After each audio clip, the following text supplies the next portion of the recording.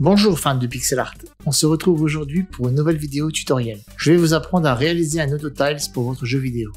Rendez-vous après l'intro.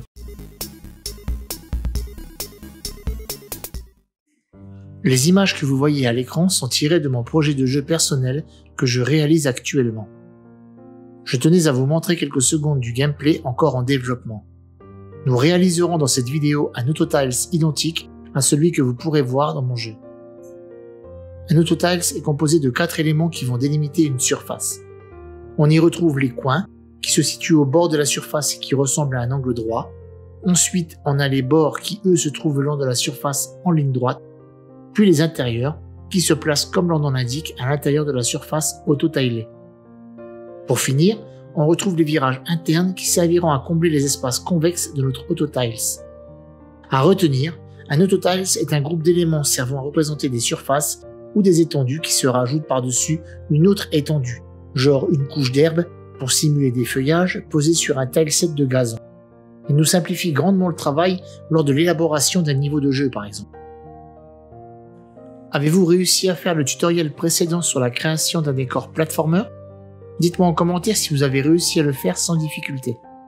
Pour ceux qui ne l'ont pas encore visionné, vous pouvez le retrouver dans la description. Bien, nous allons créer un document de 64 x 64 pixels pour construire la base de l'AutoTiles.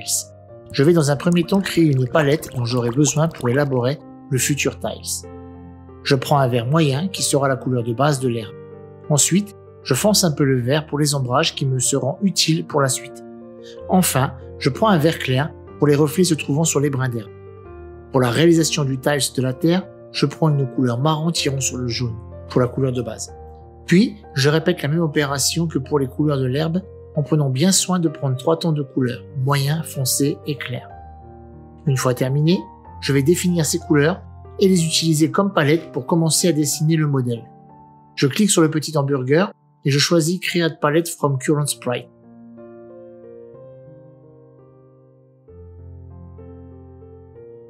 Je valide par le bouton OK. La nouvelle palette remplace la précédente. Après avoir renommé le calque Tiles, je fais une sélection de 9 cases de 16 pixels et je remplis avec le vert moyen. Puis on se rend dans le menu View, Grid Settings et on entre les valeurs de 8 pixels de large et 8 pixels de haut, ce qui va permettre de subdiviser la grille de 16 pixels et nous permettre encore de bien dessiner les séparations de terre et d'herbe. Je sélectionne les cases intérieures grâce à la sélection que j'ai prédéfinie et je remplis de brins moyens pour marquer la limite de la terre. À ce stade, on peut s'apercevoir du résultat que l'on cherche à obtenir. Du coup, avec un pinceau de 4x4 de la même couleur que l'herbe, je vais venir faire des petites zones pour casser l'aspect uniforme de l'herbe et rendre plus harmonieux l'AutoTiles. Je répète cette opération tout le tour du carré de terre. Il est important de bien prendre son temps pour éviter les répétitions trop flagrantes.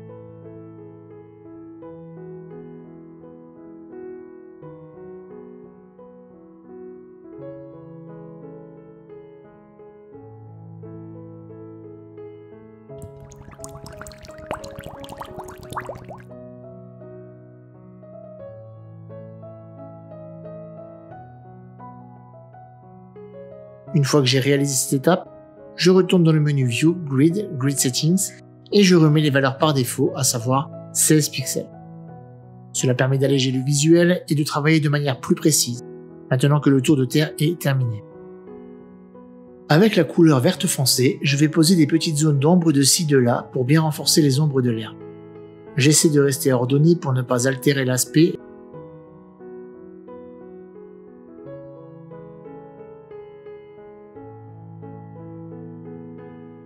Et je prends la couleur claire pour venir disposer des petits reflets autour de l'AutoTiles.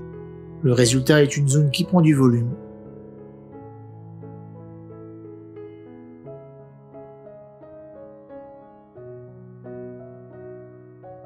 Pour aller plus loin dans le travail, nous allons ombrer les zones de terre également.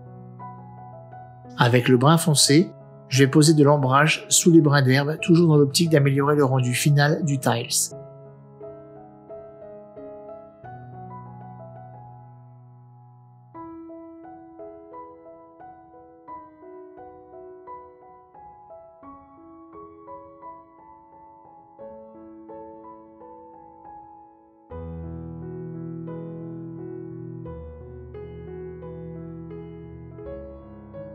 En dézoomant un peu, on se rend compte que l'herbe se détache bien de la terre, c'est exactement ce dont j'ai besoin.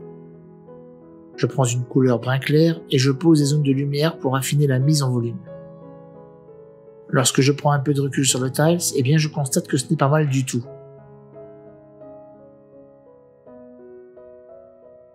Je vais mettre des petites imperfections sur le sol de terre pour ajouter de la diversité et ne pas avoir trop de répétitions. La prochaine étape va être de réaliser l'autotiles intérieur. Pour ce faire, je copie un angle, puis un autre avec un décalage et je vais combler l'espace convexe pour créer le virage intérieur. Dans un premier temps, il nous faut agrandir la zone de travail. Je commence par presser la touche C, qui va ouvrir le Canvas Size, et je change la hauteur à 96 pixels. Je clique sur la flèche du haut pour bien recadrer le tiles et je valide par la touche OK. Je copie le coin, on déplace un second, et ensuite je viens dessiner l'arrondi intérieur et terminer le petit virage. Je n'oublie pas de mettre de l'ombre et des reflets pour que le tout reste bien cohérent. Une fois terminé, il ne me reste qu'à dupliquer cette partie en prenant bien soin de supprimer les autres devenus inutiles. Pour le reste, il suffit de copier et d'inverser les positions pour avoir les 4 directions et les replacer correctement sur la carte du tiles. Je fais également une copie que je vais redimensionner dans une case et qui me servira de modèle pour l'apparence dans le moteur Unity. Je vais recadrer encore une fois le Canvas Size en retirant 16 pixels de haut. Pour fignoler un peu, je vais ajouter quelques brins d'herbe autour de l'autotiles, uniquement sur les bords droits. Une fois terminé, vous venez d'apprendre à réaliser un autotiles pour votre jeu. Il ne reste plus qu'à exporter vers le moteur. J'espère que ce format vidéo vous plaît. J'ai décidé sous les conseils d'un abonné de ralentir le format des vidéos, et ce, pour permettre de mieux assimiler les conseils.